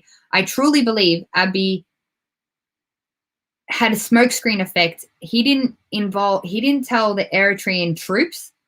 Isaias knew everything. He didn't tell the Eritrean troops just how much the Ethiopian troops were going to be in. He didn't tell the Prosperity Party cult, nor the Neo-Derg, nor the troops how much Eritrea was going to be involved. He really played this game, I think, very well, but it's going to turn against him eventually. But you're right. Well, they're turning on people. The actual people, like, I don't get it. I've spoken to soldiers and I'm like, you have an option not to pull the trigger. You have an option to shoot your gun and oops, I missed. Like, that for me makes me sick. Like you said, the Ethiopian troops, especially, the thing that, that's the thing that I don't get. You have the option. You can, okay, yes, you may get reported on or whatever, but you can literally be like, I fell, I tripped. Like, you have the choice to not shoot at your own people. Right. And that's the tragedy of it, is that, you know, the fact that the military itself couldn't just say, you know, as much of a difference that we see between the Tigray leadership and the federal government, they could have forced both sides to come to the table and, you know, work it out. And, you know, I wish that. Don't forget, though, in army training comes mind training. And he, you know, like, so if the new troops that are coming in, they're being told a very different story. They are being told a very, very different story to what the original troops were, what we said, 200, almost off the payroll, that are gone. So whoever's new is being told a very different story. Oh yeah, no, I mean, in Addis, you know, when they were about a month and a half ago. To be honest, I can't say Addis anymore. I just can't. Well, he was rounding up these people and saying, hey, you know, offering them like 6,000 Ethiopian birr, you know, which is about $120 maybe in the US dollar. I'm not sure in Australian like the currency rate is, but somewhere around like 120, maybe 150 at the most. Anyway, regardless of the amount. So, but 6,000 in Ethiopian birr, it's a lot of money for people who have no job or, like, you know, survive in death. So what he told them is that, hey, Tigray is liberated from junta, which he is a junta, and the military is done so amazing. Nobody has died in Tigray. Our weapons that we fire all have my names on them. He literally actually saying in Amharic that every weapon they fire, it's signed. They have their signature on it. Oh. So that means for every weapon that's been fired on innocent Tagaru, I wonder if we can just chop off in pieces his body. You mentioned earlier how you know you want to see them in jail. You know what I would really like to see Isaias and Abiy Ahmed be? Actually putting them on a leash every weekend. You have them barefoot, just underwear, but nothing else on their body, on the streets of Mekelle. You know what I'm actually looking for? With horsewhip. You get a horsewhip, and he just, like, you know, you go around, like, you know, every block in Mekelle. We torture them with the visuals of what they've done, and then from 5 to 8, we whip them, something like that. Well, and then there's got to be an auction. There'll be a price to pay for every person. If you want to put a little whip, you know, you got to come up with something. Anyway, maybe that's not a bit too sadistic for this chat. Yeah. But I think, you know, the thing that I try and get at is their egos. Like, this is a two-headed monster with two egos, and they're both narcissistic. They're both control freaks. They're both psychopathic. And I liken them a little bit to Tedros, who was humiliated. So he was getting defeated, yeah? And when the English got to Metama and they saw all of the dead bodies of his own people that he'd chopped their hands and feet off, he was humiliated. He was facing the ultimate humiliation. And what did he do? He shot himself. Like, that's really, like, if we can't get them to stand down, at least humiliate them to the point that they run. They do a Mengistu as well. They're about to get caught and they run. We catch them finally and put them in the Hague. Because, I mean, militarily, if we can't defeat them, which I believe the Tigray Defense Force will, like, our job on the internet, like, and this is where you might notice in my campaigns, it's not necessarily focusing at the Western powers because, like I said, I don't think their ability is as big as we think it is. I feel like it's just like a bit of a pillow and a cushioning to make us all feel like we're nice and safe. But what we can do is get them to the point where psychologically they're so humiliated, which is he's already doing that. He's already humiliated because he's asking his little leaders to fight against our lies. The way to beat a narcissist is to send them crazy. To send them crazy is to humiliate them. To humiliate them, keep exposing them for who they are. Like, tell the truth about who they are. That's why I'm talking about, no more of this little, I just ignore him, whatever. No, humiliate him to the point that he has to step down. Speaking of humiliation. He's playing psychological warfare on us. Why don't we pay it back to him? Like, play with his own mind. Humiliate the guy. Take his hands off in public. Like, make him walk around naked and show us all these little things. Jonas is ready to go first. Like, so he meant to say whip, not wife. It's a whip. I'm gonna help there. So since that now we have some of our audience are really interested, engaging in this conversation, to embarrass them, to have them walk around on leashes in the streets of Mekelle. In the old days, like in the medieval times, that's what they used to do. It's actually not even a far-fetched idea. They actually used to do things like this. Like that's sure. So what price tag should we start them up? We got to auction them. We got to, we got to make all the money back that that they're, especially for. But I don't want to have to take more money from Tagaro to build Tigray again because we already did it. Like the damn. That money is going to go to rebuild Tigray. By the way. Pardon? That money is going to go to rebuild Tigray, the auction. Okay. Yeah. No, I know. It's just, it just infuriates me that Tigray has to raise money for Tigray again when they already did that for 27 years. Like we're going to use your body to do that. In the meantime, I'm going to let the audience I'm going to have the audience auction, but I think somebody did. 100. Starting at only 100. That's for a whip. That's for every whip. One whip. Is 100. That's right. One whip, $100. That that's a start. So while our audience works on the bid, I got to ask you a few questions before we end the segment. Update us what's going on in Australia, what the Australian people are doing, what the citizen are doing, Australia, the non-citizen, what the Australian parliaments are, doing, whether or not. So kind of give us an update what's happening in Australia. I will quickly just jump onto my group, maybe.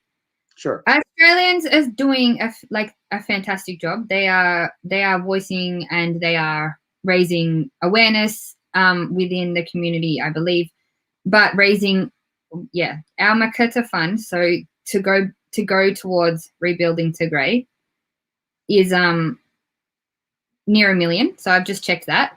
Wow.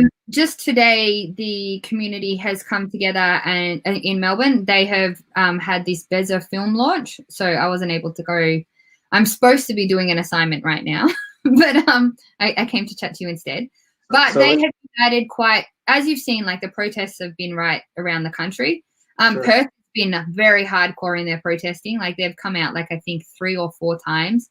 Unfortunately, Australia's landscape and geography it doesn't enable us to get to the capital very often. So the capital city is an 8-hour drive from Melbourne. It's about a 4-hour drive from Sydney. Melbourne, and then it's like a flight over from Perth to the capital city. So to they've had I think 1 or maybe two protests at the capital. They're doing a lot. Like they're doing as much as they can do. That's what we'd like to hear. There's a movement, basically. Yeah, there is a movement, definitely within the Tagaro community. Even I don't know if you guys have watched him, Abiy. Well, oh God, he's gonna kill me. But he's our priest, and he is just speaking out constantly. I don't know if you've captured his lives and stuff before, but Abiy is just doing an incredible job. And he's leading so many of our community, even in peace, in trying to center us, recenter us and allow us to be resilient and to keep going, because there is definitely a purpose in your religion to have that resilient nature. So he's doing an amazing job leading the Melbourne community down here and around the world. People are listening to him all over the place. What else can I say about them? The youth have stepped up and started to understand a lot more about what's going on. I would challenge, not just in Melbourne, but in the rest of the world, like I feel like the middle generation, so your generation, who's doing a great job, to just keep engaging and being the bridge between the elder generations and the young generations.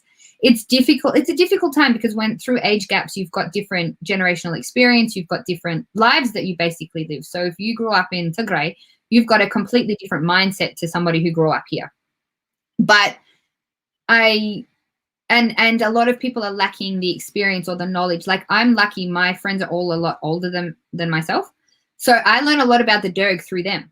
So I learned a lot about what the Derg experiences was through them. So my challenge is for that age group to be sharing more of what they've already been through and what the TPLF actually stands for, because they lived through that, you know, like the original TPLF, the original Wayne, not even the second wave Wayani, we're the third wave Wayani now. But I would say I'm proud of them. Like the one thing with the Australian public, like that was the second part of your question, is they don't know what's going on. We've got 3 or 4 major news channels in Australia.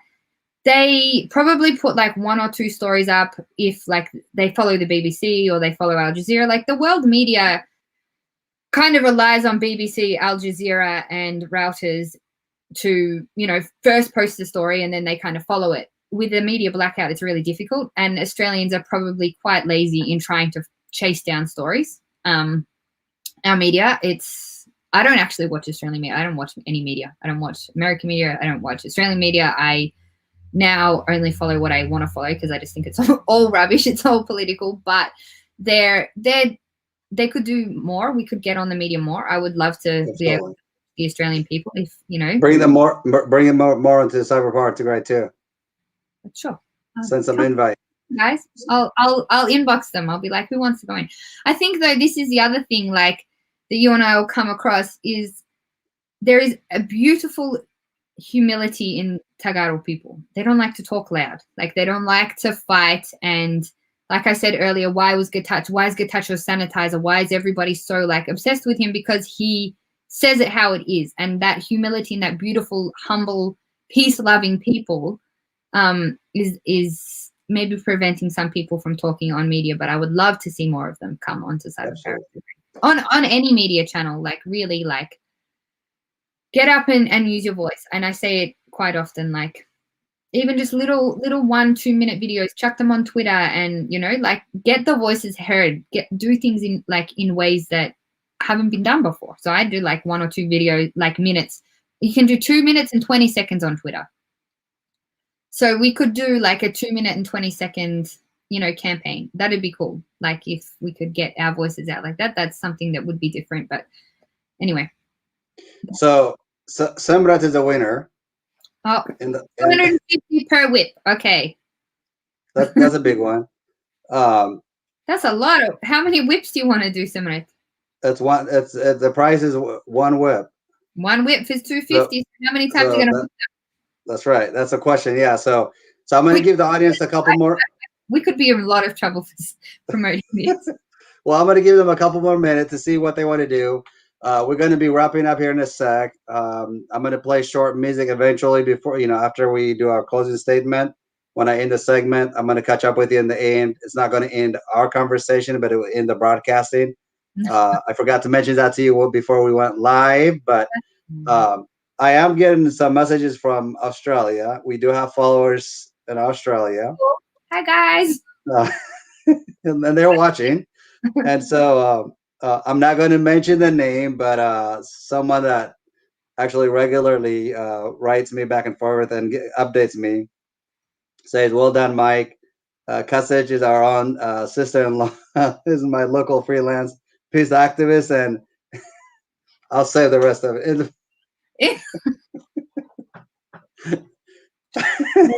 My red. What did you say? Who are you?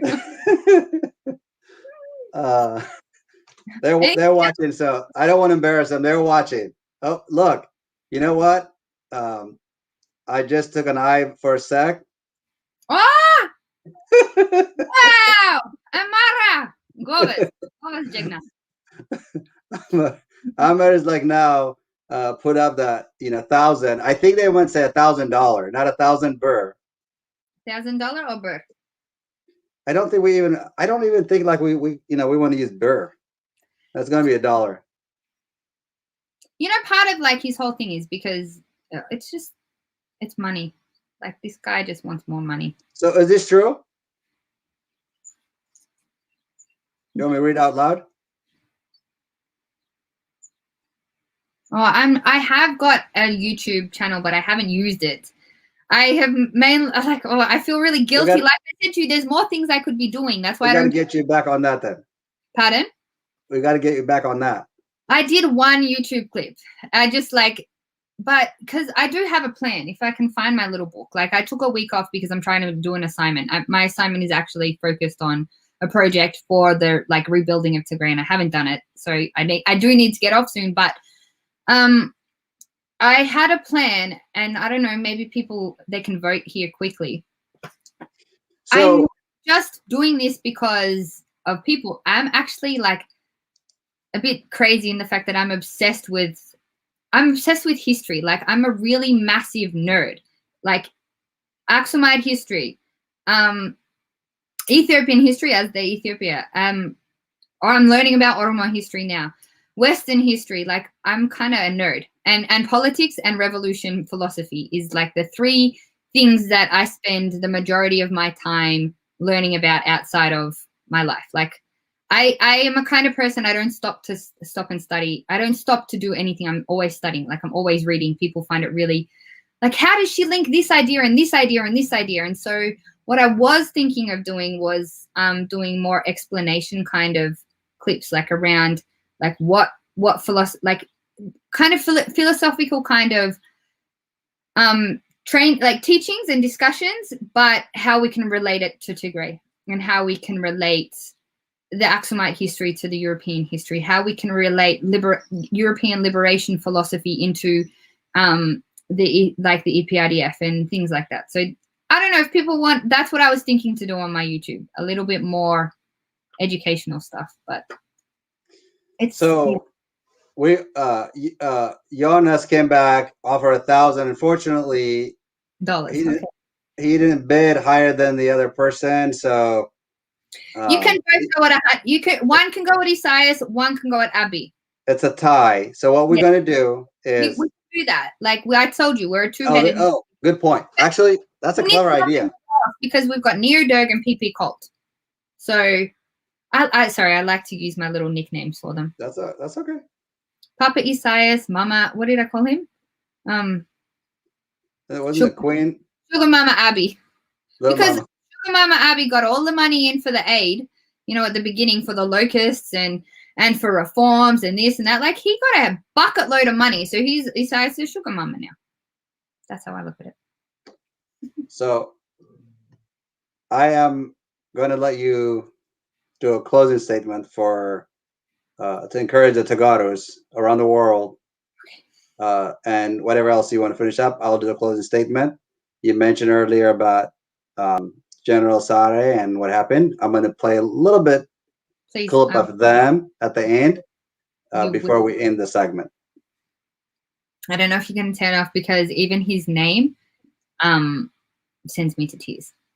But I'll close up now with don't give up, stay united, try to look to the future and how bright Tigray can be. Try to look to the connections and the alliances you can make with people, all people, like-minded people that are against Abiy and Isaias. Try to rid your hearts of hate so you don't damage yourself in the future. I want all of us to be able, I put this statement up a long time ago, forgive but don't forget. Meaning in your own heart so you're not suffering, but please call them out for what they're doing. No more allowing them to bully you. Attack Abiy with the truth. Tell the truth, tell the truth, tell the truth. Expose him, expose Isaias for what they've done to the people for the Isaias for the last 30 years, Abiy for the last 3 years. Just stand up to the bullies, humble yourselves still, and stay united and stay strong. That's it. I love you Well all. said. And then Batigrinya. Ciao. And the Akpunu. Hang on. I've been Sure. practicing. You what? No, I can't say. That's okay. I'm catching up with my screen, so I'm gonna give you got a sec still. I was trying to say I love you all, but I find I love you in Tigrinya the hardest word to pronounce. Ifatwakumiye. Yes, huh? Ifatwakumiye. Yefwetkumiye. Ifatwakum. You got it. You got it. Deki Tigray. Jagano. Jagano. Hudlam Jagano. See? I don't even have to like say it. That's it. That's all I can say. Mwah. Love you all. So I wanted to say thank you so much. I know that we're going to chat in a sec here. When I start the music, it'll give you an opportunity to catch up with your messages as well. I want to thank you so much. I hope that you're going to come back again and update our audience, our followers. I know that being a parent, to spend a couple hours on a show like this is greatly appreciated. Those people are people in Tigray who are suffering, but also in the diaspora who, are going through like such a, difficult time. I'm going to shift it for them in Tigrinya, and then I'm going to do the music after that. But thank you. Thank you. An amazing job. Sorry, I just do one more. I Sure. want to say one more. I heard a few weeks ago that we lost a young boy to suicide. Yes. Control my emotions is not very easy. I just want to remind you guys to be there for each other. I put a tweet up, actually, if I can quickly find it and read it out. I really find mental health in males is a very big problem, and quite often we don't pay attention to it. There is a thing in the world at the moment where we hate males. I don't understand. And I want to encourage, I want to read this out because after I saw that boy's suicide, I don't want to see any more young Tagaro taking their lives from whatever stress it is. So my tweet today was, there is a natural age in malehood where some young men are physically compelled to defend their loved ones. My heart goes out to all of the men, Tigray and Oromo, who want to be there to fight, but they can't be. Stay strong and look after each other because our men are our heroes. I want to say that again here live because I can understand the amount of you out there who are physically hurting inside because you can't go and defend. You know that if you were there, you would be defending. And I get a lot of messages in my inbox, and I just want to remind everyone, females are really good at looking after each other and speaking about our emotions and speaking about, how we're feeling. But there are so many males out there that I'm sure are feeling just like that boy who took his life. I don't want to see anyone else do that. That's my final message. I know it's hard. I know you can't go there to defend your loved ones and fight for them, and you would be doing that if you were there. But just look after each other. Absolutely. No, that's definitely, we're trying to encourage people to, be there for one another, support one another. Hopefully the crisis will end soon. And being hopeless is dark. It's dangerous situation as well. So we're going to stay together. We're going to stay tight. We have been getting closer and closer to one another now. So I wanted to say to our followers, thank you so much for allowing us to mix up some sense of humor here and there, and also bringing the real stories, what's happening in Tigray, and most importantly, I appreciate the message that you guys are sending me. I'll be catching up with you all. We tried our best to provide you as many updates possible, but also trying to get you laugh a little bit, trying to make you smile a little bit. I know it's hard, but we could do it. I mean, we're like resilience. Tagaro are resilience, so the resiliency must continue. we must take care of ourselves in order for us to take care of our people in Tigray. It is very critical and very important that self-care is a must. Yeah. You know, it's been a long time, but I actually used to work in healthcare a little bit. And it's, you know, trauma, lifetime trauma. This is going to be a long haul, but we could do it. I mean, it's, you know, we've gone through this before. Many of our, you know, families have gone through like prior to us. And so I think with the right support, the right community, will make it happen. So I am going to shift to Tigrinya real quick, and then we're going to get it going here.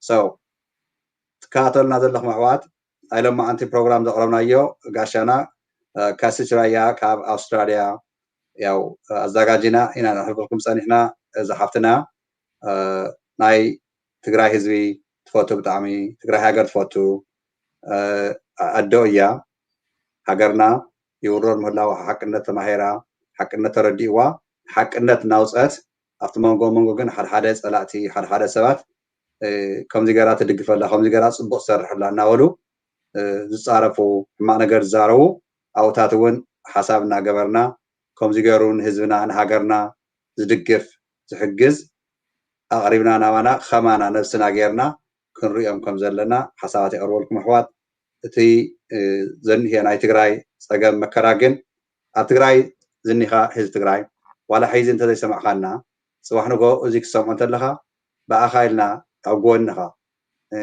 ኮይና ንዋጋእ ኢና ዘለና ንህዝብና ንድግፎ ኢና ዘለና ብናይ መሽረፈት ኣሕመድና ብናይ ኢሳያስ ኣፈወርቂ ወረርቲ ናይ ትግራይ ተሰረቀ ንብረት ተወረሰ ንብረት እኽሊ ፅባሕ ንጎ ብሕጊ ተጠይቆምሉ ከመይ ገይሩ ከም ዝምለስ ከመይ ገይሩ ከም ዝተኻኸል ንፈልጦ ኢና ሕዚ ግን ህዝብና ደቂ ኣንስትዮ ዝደፈራሉ ዘለዋ ኣሕዋትና ዝግረፍሉ ዘለው ዝቅተልሉ ዘለው ግን ተፃሒፉ ክቕመጥ እዩ እዚዩ ህዝቢ ትግራይ ደም ናይ ትግራይ ሓደ ትግራዋይ ተነኺኡ ማለት ሓንቲ ትግራዋይ ተነኺያ ማለት ኩልና ተጋሩ ተተንኪፍና ማለት እዩ ስለዚዩ ዛጋሻናም ከይተብለና ትግርኛ ቀስናወልኩ ባዕለይም ካልእ ግዜ ክሕልፈልኩም ስለዝኽእል የቀኒየልና ክብረት ይሃበና ከምዚ ምክትታልኩም ኣሕዋት እዚዩ ሳይበር ፓወር ትግራይ ብዓቕምና ኣነ ኣብዚ ኮይነ ኤፍሬም እውን ነመሓላልፈለኩም ዘለና ትግርኛ እንግሊዝኛ ቋንቋታት እቲ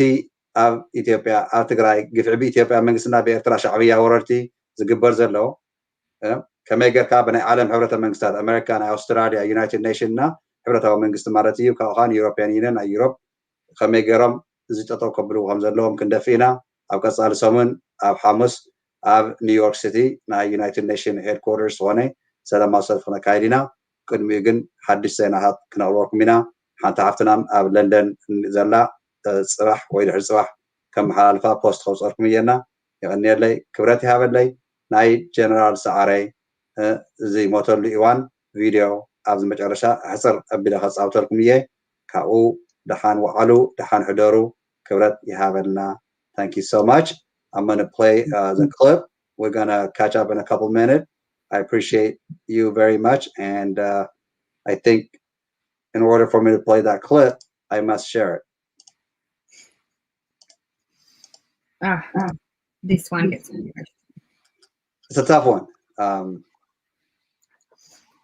Excuse me, you will see my keys, but it's the female's power. There you go.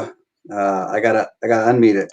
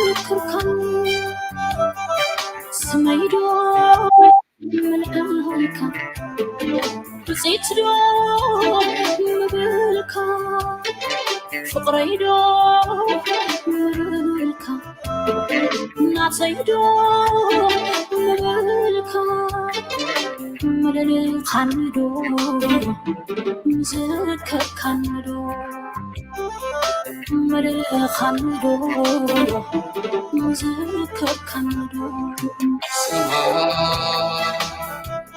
تترخني أنا نخندو مزكركني عبسنا تترخني أنا نخندو مزكركني سمعينو من حال عيدو نبات فرعيدو نبات عزيدو نبات مللا خلدو نسكركني مللا خلدو نسكركني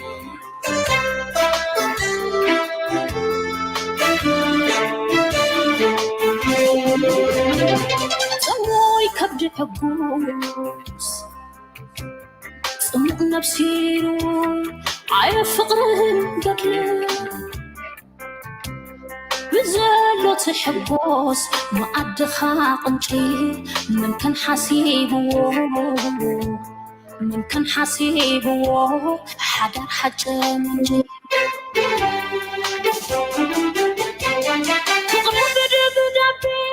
بروح قبل معدو جزيت سجهنداني نقلب قمدو نعبود قمسن عتي نحد سوقنا عبمت كل راخب حدير انقابلنا قبوت تفتينا نبزي جرحنا يوم تذكر بوتخون تتحلفنا يوم رزقتي وأنت كنا بشكي وان حارسوت أبوت تليتي سيلا فقر حزبي حتى تلزمكي أبوت سيتن فقري فكر صحكي يذكرك وين نتلومك عالبني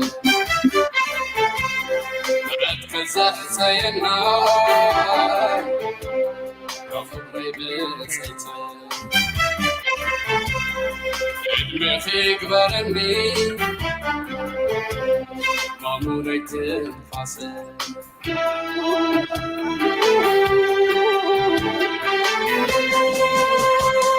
علم صفتها علم زير أخا أبتي خلقاي علم كميلنا برخا نعطي لعلاي سماي أنك عريت أمت بربيني إكا فقر زي موت تسمعي تدبن سنت متيم مني وتوزي سقنكا عندما سالني شو عنداو نحو برهان إكا تشوخنا العالكو زيدك سنة عبتي خلقاي علم مرة خبرون خو نصبها تنجنا تخلو زي خو مذكر كاندو ديزي والكوخان تذكر النوي نجي كان ديخا مذكر كاندو مرة خبرون مذكر كاندو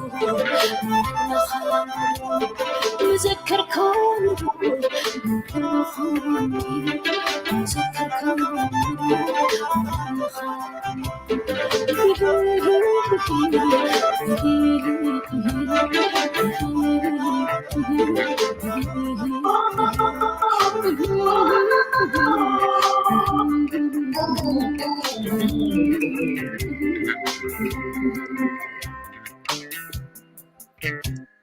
All right, I'm gonna end it, but hang tight and I'll catch up with you in a sec. Flawless.